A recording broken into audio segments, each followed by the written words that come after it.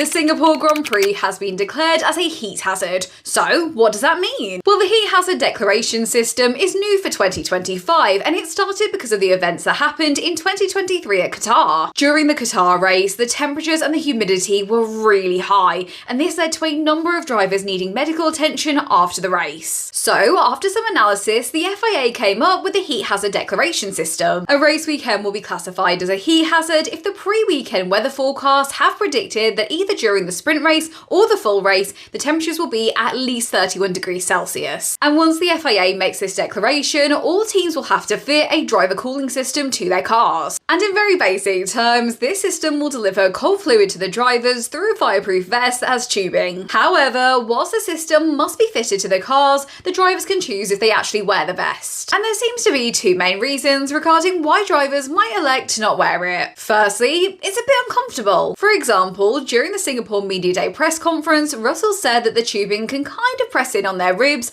whilst they're going around high-speed corners or they're experiencing high levels of G-force. And the second reason is the system's effectiveness. Some teams and drivers have found that it doesn't always work for the entire session. And while some drivers don't really seem to mind if it does stop working midway through, other drivers have said that actually it might make them hotter during the race because of the vest design. And I believe that's because the water might start heating up and then they're essentially just pumping around hot water. But there won't be a racing advantage if they choose to not wear the vest, because if they don't wear it, they will have to have a 0.5 kg ballast added to their cockpit. Finally, regardless of whether the driver chooses to wear the vest during a sprint race or a full race, the system must still be fully functional for the races. And so that means that the FIA have increased the minimum weight of the car by 5 kilograms for a sprint race or a full race. But for the other sessions, it has only been increased by 2 kilograms. And according to F1, this is because it will allow the teams to not fill up the cars with the cooling fluid during those sessions.